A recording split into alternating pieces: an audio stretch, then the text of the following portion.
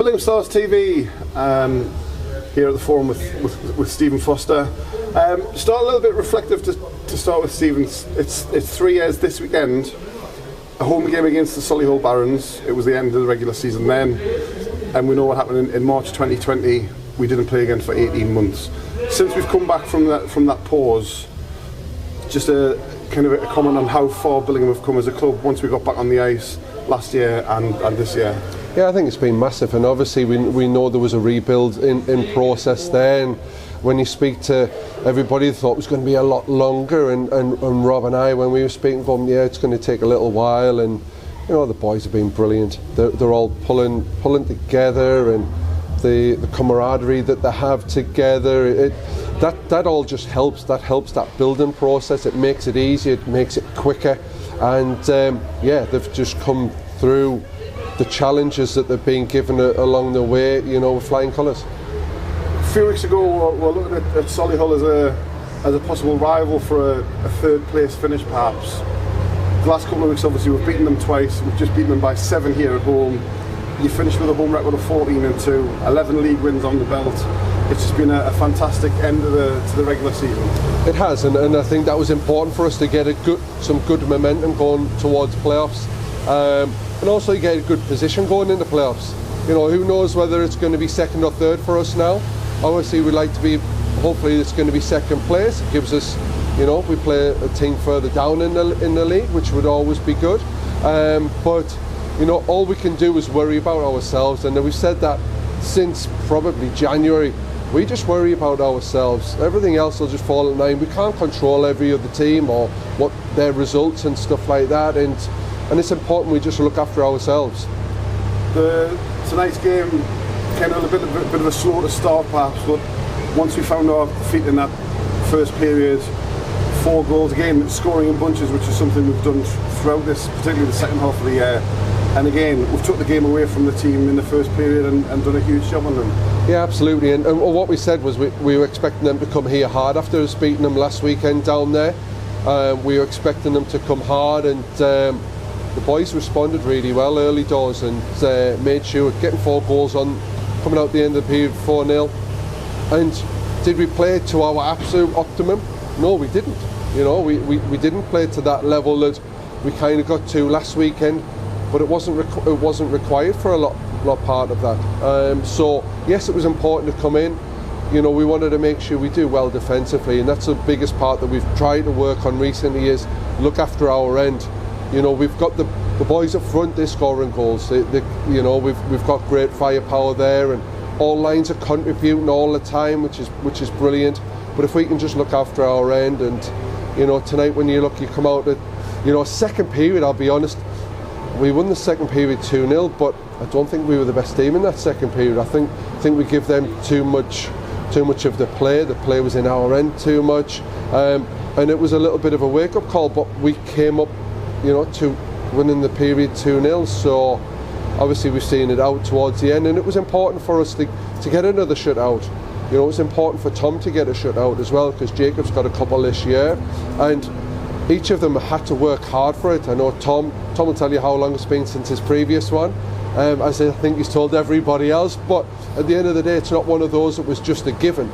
He's made some really good saves there, and deserves that. He deserves it 100% out there, and what he's doing, and it's great that him and Jacob are both starting to push each other as well. That's important for us moving forward, that we have strength and depth at the back there. Yeah, and you say about Tom, he's come so close to a shutout this season with kind of losing late goals and what have you. And to get that tonight, as it showed what it meant at the end, the team were all obviously fully supportive of him at the end as well. Getting the man of the match, we'll hear from him shortly in the interview as well. But like you say, that tandem has been a huge part of what you've been able to do this year, to give Tom nights out. Yes, he played all weekend last weekend, but they were the kind of the games you want, your number one. But having Jacob to be able to give Tom those nights off, so you can use him when he's kind of most needed. Yeah, it is, and I know we've had Tom wants to play every game, no doubt about it. He wants to play every game. Gets a little bit grumpy if he doesn't play, but what we're trying to say is we're trying to make sure we save him for stuff, which was important when we played at home the other weekend before we had the 3 games there. And Tom just wanted to play. He's eager to play. But at the end of the day, we knew we had 3 games coming up in 3 nights, and we were going to need him massively for that. So if we can manage it that way, then that's what we want to do. But we want to just try and keep his confidence going, as well as Jacob, keep him going, and that's important for us moving forward. Just again, we don't single players out particularly, but Tom with a shutout at the other end, particularly the first period. Rowley 4 assists in the first period. The last 2 or 3 weeks, we've seen the Rowley kind of at his very best, and we know what he can do. But he's come to the party, particularly the last few weeks. Absolutely, I think he has literally come into his own. He's playing very well from the back. His distribution is very good. His effort, he's going to give you 110% every single night, and he's got a 20-foot reach on him, and that saves like so many things, and he's so active. And what's good is that the other defence are learning from him as well. You can start seeing, like we see it in training, some of the other players doing very similar things to Rowley, but they've just got to take a little bit of time to kind of make sure that bed's in right, to make sure they're doing the right thing. But yeah, Rowley's been fantastic for us, and pulling on that same rope as everybody else, and he's got a lot of minutes recently as well. And the good thing is when he's playing like that, as he's rushing with it and stuff like that, hats off to the players that cover for him as well, because he can only do that and not leave us exposed if somebody covers for him. So the other players are very aware what kind of player he is and to cover.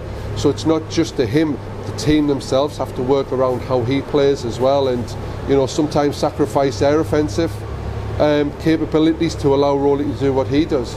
And finally, there's in terms of putting the puck in the net, we've seen Chris Sykes, a typical Chris Sykes hat-trick, but also Joe Walls getting on the score sheet as well, which kind of takes a bit of a monkey off his back. So things are falling right at the right times, players coming into form and kind of getting where you want them to be for the playoffs. Absolutely, and that's important that we have all 3 lines going. Like I say, Sykes is going to score goals for you all day, every day. He's going to score goals for you. But everybody's chipping in. When you look over the last several weeks, players on every line, probably most players have actually scored in that time. So that's good for us moving forward, giving us strength and depth. Even looking at the young ones tonight, we picked up a couple of injuries early doors, and with Callum and with Jack, so that allowed us to use the full bench. Everybody got on. Sam came on and did a great job. Lucas as well as Ethan. All of them contributing.